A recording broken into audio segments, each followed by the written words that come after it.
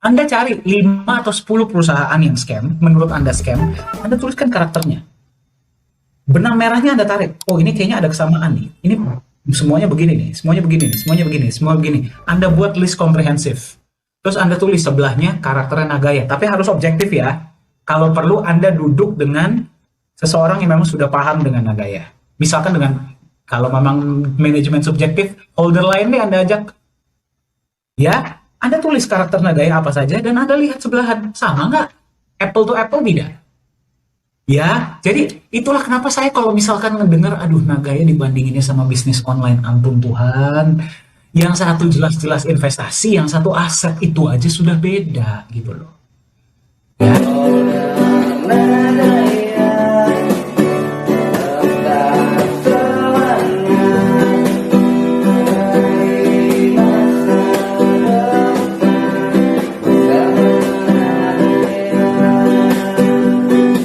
Apa jaminan Nagaya tidak akan scam? saya paling suka pertanyaan ini, Pak. Siapa yang punya pertanyaan yang sama? Coba angkat tangan, saya mau lihat dulu. Masa sih sudah nggak ada yang punya pertanyaan ini? Wah, luar biasa. Berarti kita berhasil, Pak. Oke, baik. Apa jaminannya Nagaya tidak akan scam? Pertama, Anda harus pahami dulu apa definisi scam. Ya, scam itu apa? Perusahaan hilang, dana Anda nggak cair, harga koin turun, itu termasuk scam nggak? Buat beberapa orang iya, buat beberapa orang tidak. Jadi sebenarnya itu kan sebenarnya kan ada dua.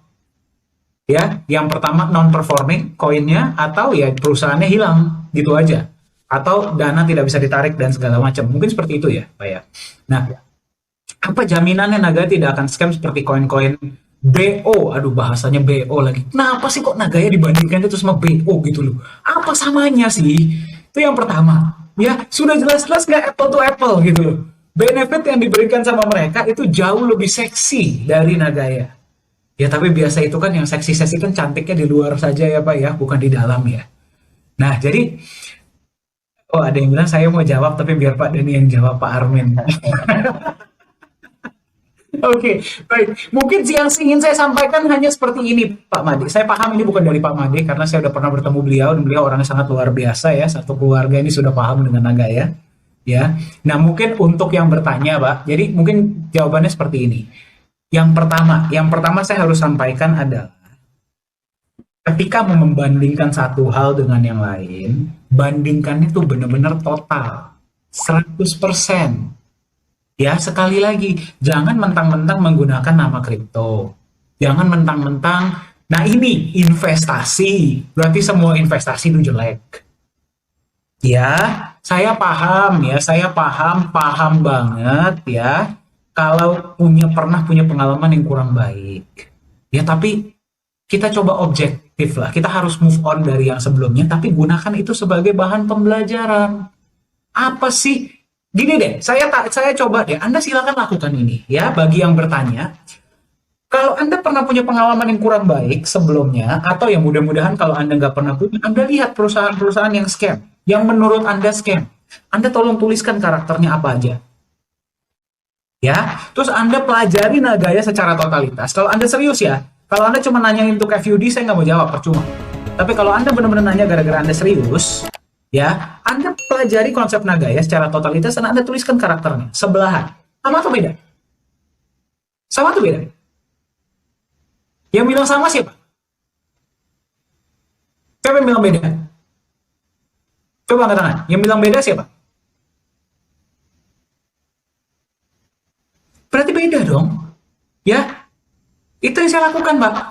Ya, jadi kalau memang saya mau membandingkan sesuatu, saya tulis sebelahan, ini beda nggak?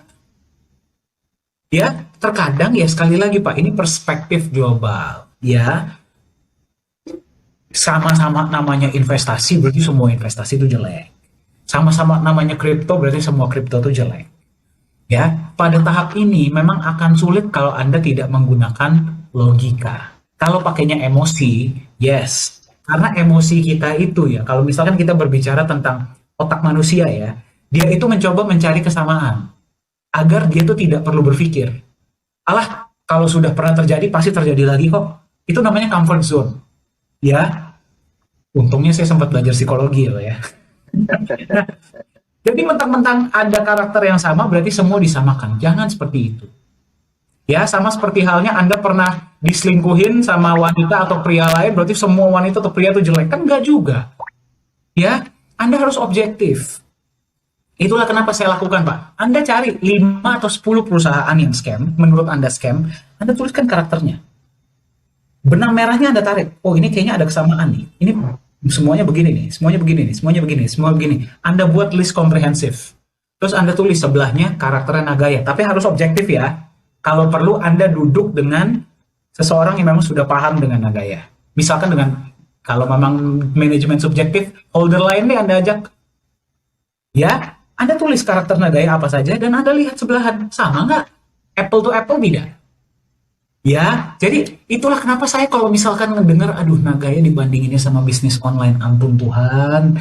Yang satu jelas-jelas investasi, yang satu aset, itu aja sudah beda gitu loh. Ya, jadi kalau kita yang jawab, Pak, nanti mohon maaf ya, bukannya berarti kita mau bagaimana gitu ya. Kalau kita yang jawab kan kita manajemen, takutnya kita dikira subjektif, Pak. Jadi Ya, mending Anda silakan lakukan sendiri. Benar nggak kasih yang panduan, Pak. Pak Yunias sampaikan? Silakan Pak Yunias. Kita kasih panduan nih buat teman-teman supaya nanti bisa research ya. Ya, Saya silakan. share screen sebentar. Nah, Silakan, ini silakan Pak. teman-teman, saya mau nambahkan sedikit ya. Semoga ini terlihat jelas di layar Anda. Jadi amankah kripto? Nah, apakah ada resiko kripto itu akan scam? Coba ajukan 7 pertanyaan ya, 7 checklist kripto aset terpercaya. Nah, ya. Ya. Jadi kalau sudah 1 dari 7 checklist ini tidak terpenuhi, sudah lewatkanlah.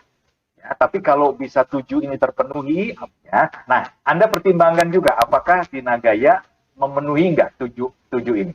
Ya, yang pertama ada nggak underlying asetnya. Nah, ya, kemudian legalitas developernya ada nggak, di negara mana, terregulasi dengan baik nggak, gitu ya. Kemudian transparansi keuangannya.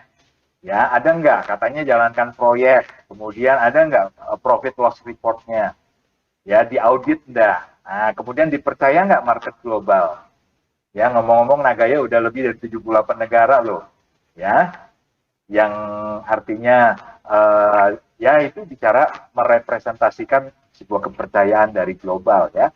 Kemudian jumlahnya terbatas nggak, ya toh. Coba Anda pertanyakan ya, peluangnya aset itu berharga, mereka yang ada di total supply 21 juta, 50 juta, dengan yang 10 triliun. Nah, Anda bisa jawab sendiri ya. Kemudian alat pembayaran, apakah aset tersebut akan digunakan sebagai alat pembayaran? Tidak di semua negara tentunya, seperti di Indonesia tidak mungkin, ya. Tapi apakah ada kemungkinan di negara-negara yang melegalkan?